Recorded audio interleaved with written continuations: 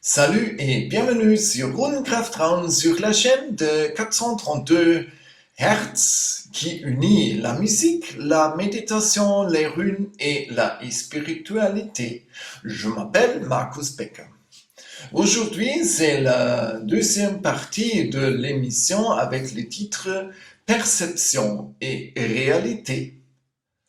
La dernière fois, on a vu que les cinq sens sont très limités et les cinq sens ne donnent pas une information réelle de la réalité. Par exemple, la vision, on ne voit que un petit spectre des ondes électromagnétiques. Nous sommes presque aveugles, nous sommes presque sourds et voilà. Mais les cinq sens garantent que nous survivons dans cette planète. Aujourd'hui, on va voir comment les informations fournies par les cinq sens sont traitées par ton cerveau. Mais avant de commencer, j'ai une question. Qu'est-ce que tu vois quand tu regardes le ciel la nuit s'il n'y a pas de nuages? Tu as maintenant 35 secondes et on va voir la réponse après le trailer.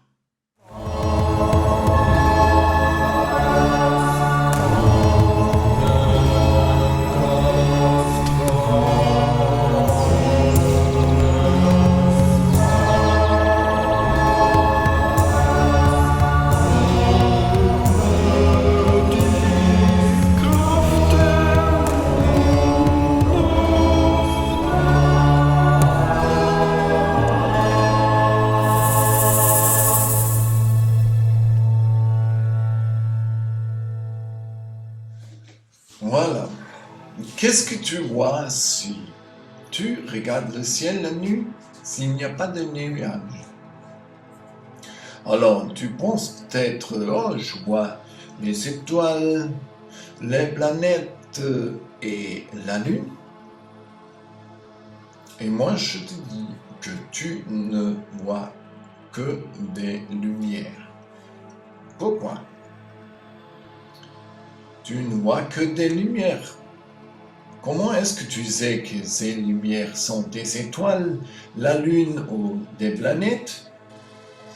Alors tu sais ça ou tu reconnais les lumières comme étoiles parce que tu as appris, parce que tes filtres te disent que ce sont des étoiles. Et c'est une chose qui fonctionne dans ton cerveau. Et aujourd'hui, on va voir comment les informations fournies par les cinq sens sont traitées par ton cerveau. Et maintenant, je vais présenter une petite présentation.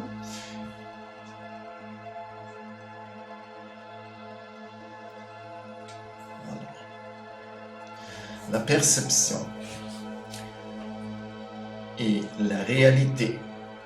Une partie très importante de ton cerveau est le thalamus. C'est la partie verte. Et le thalamus, il est le gardien de la porte de la conscience. C'est lui qui décide quelles sont les informations qui entrent dans ta conscience ou pas. Voilà. Et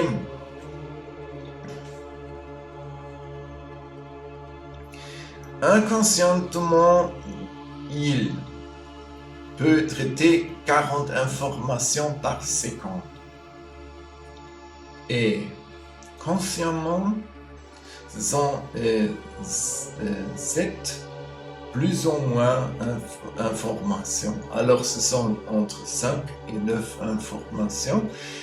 Et oui, mais moi je crois que ça dépend de l'heure du jour. Parce que le matin, quand je réveille, je ne peux que processer une information par seconde et consciemment. Voilà. Et la question, qu'est-ce que tu veux? Quelles sont les informations qui passent pour le gardien de la conscience, de la porte de la conscience, qui passent par le thalamus? Ce sont tes filtres que tu tiens. Les filtres sont l'éducation, la culture, la religion, tes expériences de la vie, de ta vie, la langue que tu parles, ou les langues que tu parles. Parce que chaque langue est un filtre et il y a souvent le cas que tu ne peux traduire une chose d'une langue à l'autre. Oui, ça ce n'est pas possible. Voilà. Et si tu parles une ou deux ou plusieurs langues, tu as un filtre ou des filtres plus ampliés. Voilà, la Monster Stream Media, Mainstream Media.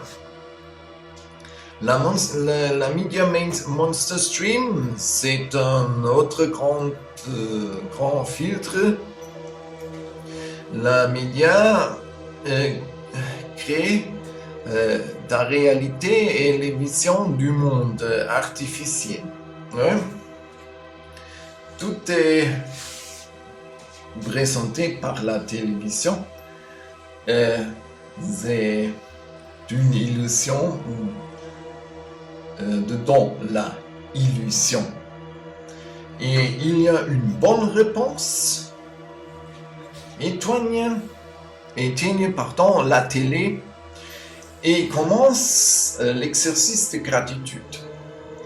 L'exercice de gratitude est un bon exercice qui change tes filtres, ton filtre.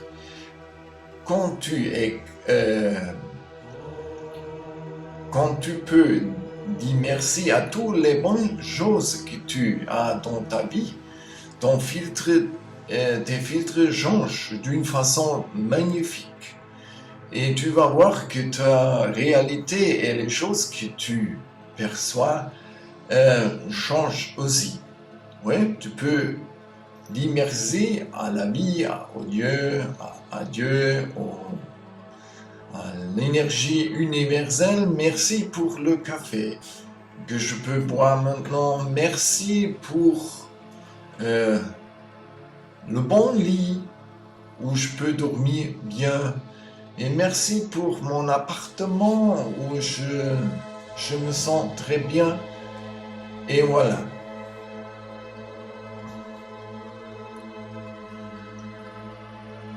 Voilà, amygdala. Amygdala, ce sont les parties rouges que tu peux voir dans le graphique. Et l'amygdala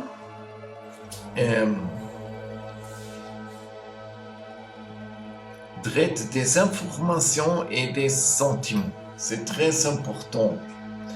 Le traitement des informations et des sentiments.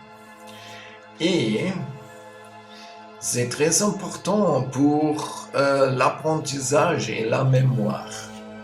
Toutes les choses que tu apprends passent par l'amygdala et sont processées là. Et une autre fonction de l'amygdala est le bouton d'alarme. Il y a une excitation particulière en cas de danger. L'amygdala te dit, maintenant il y a un danger, attention.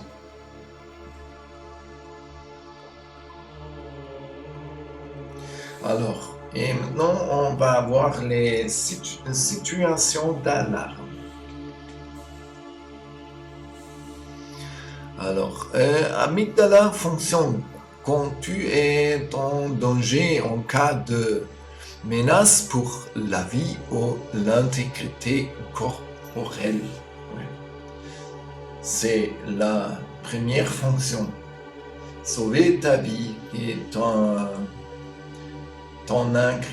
intégrité corporelle. Mais il y a des autres situations d'alarme, c'est la colère, la rage et le stress. Et pour ton cerveau et pour l'amygdala, c'est danger. Et il n'y a pas de différence entre danger en cas de menace pour ta vie ou si tu es en colère. C'est la même chose pour ton cerveau. Voilà. Et amygdala est le déclencheur des émotions. C'est le bouton qui quelqu'un pressionne et tu commences à exploser par exemple.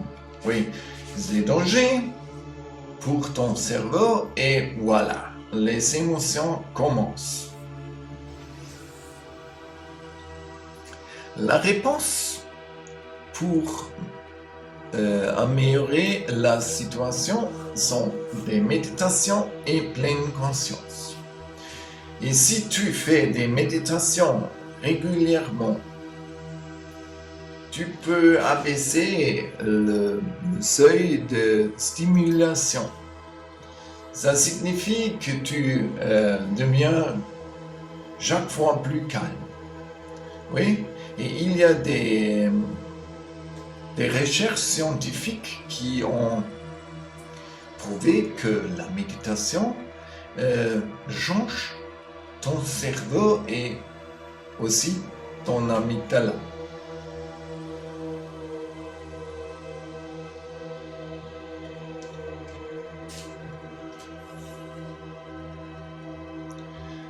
Ouais, le tronc cérébral, c'est une autre partie très importante.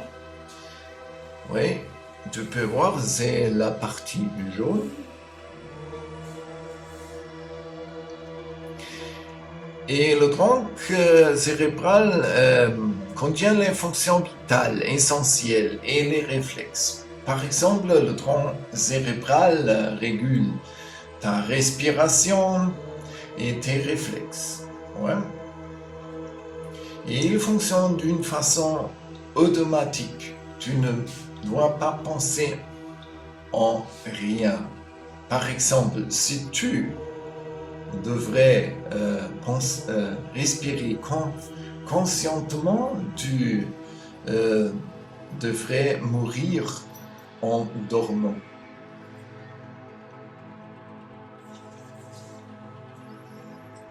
Et quand arrive une situation de danger, il y a très réactions, c'est la fuite, le combat ou la rigidité. Ouais. Et dans ce cas, il y a une libération d'adrénaline, de noradrénaline et de cortisol. Alors, tu sais que ces hormones ont la fonction d'augmentation de l'énergie, de la respiration et du pulse. Et le cortisol a la fonction de la focalisation sur l'ennemi. Et le cortisol a un grand désavantage. Par exemple, si tu es en danger réel, qu'il te faut courir pour ta vie, tu cours, et après tu es sauvé et les hormones se réduisent. Mais si tu est en colère, en stress, le cortisol et les hormones, l'adrénaline et noradrénaline ne se réduisent pas. Le cortisol reste pendant de 24 heures dans ton corps. Ouais. Ça signifie que tu dors mal la prochaine nuit et pour ça, c'est bien de rester calme et parce que c'est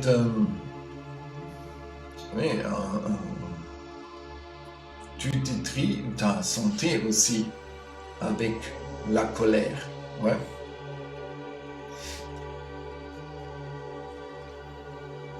La lutte. L'amygdala te dit, oh, il y a de danger. Et il y a une commutation du cortex préfrontal sur le tronc cérébral. C'est très bien. Dans le cas de danger réel, par exemple, il y a une voiture qui vient vers ta place. C'est bien que tu ne commences à penser consciemment qu'est-ce que tu dois faire. Tu sautes et tu es sauvé. Ouais. Mais dans le cas de la colère, tu ne peux pas penser plus d'une forme raisonnable. Oui. Et il n'y a pas de solutions intelligentes. Oui, et stress, colère et rage, ce sont des situations de combat pour le cerveau. Il n'y a pas de différence entre une situation de menace à ta vie, pour ta vie, ou le stress, colère et la rage. Ouais. Et le combat permanent a un grand désavantage. Il n'y a pas de diminution des hormones des combats. Il reste dans ton corps. Tu ne peux pas courir quand tu es en colère au travail, par exemple. Ce n'est pas possible. Alors, il reste dans ton corps et... Oui. Et la conséquence est baisse des défenses immunitaires, infarctus du myocarde et etc. Tous les maladies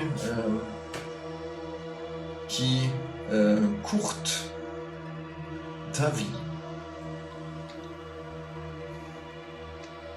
Voilà.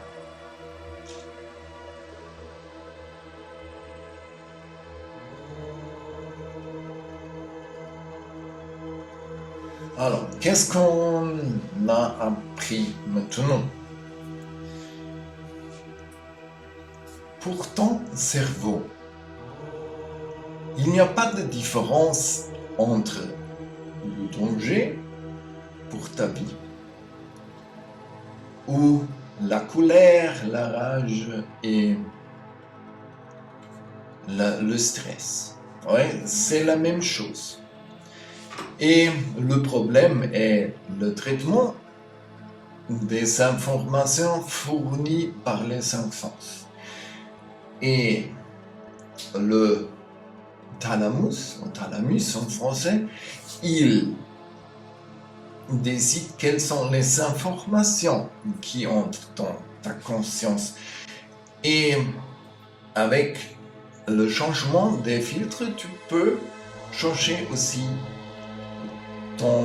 ta perception et ainsi ta réalité. Et si tu commences à méditer, ton amygdala change et le seuil de la irritation est abaissé. Ouais. Et ainsi, tu restes chaque fois plus calme. Et j'ai déjà démontré un exercice de méditation la dernière fois. Et maintenant, je vais démontrer une variation. Alors, pardon. La dernière fois, on a resté dans une position confortable. Ouais, voilà. Et tu as inspiré, expiré d'une forme très calme. Ja? Très doucement. Inspirer, expirer. Inspirer. Ah, tu peux poser tes mains sur tes jambes et si tu poses les mains ouvertes, d'une façon ouverte, tu peux respirer plus profondément. Si tu fais de l'autre façon, tu respires d'une manière plus superficielle. Alors, c'est ce qu'ils disent dans le yoga. Moi, j'ai fait l'expérience que de cette façon, c'est mieux pour moi. Mais tu peux expérimenter ce qui est plus confortable pour toi. Alors, on inspire, on expire. On inspire, expire. Maintenant, on commence à observer notre respiration. Inspirons, en inspirant, on expire. Inspirons.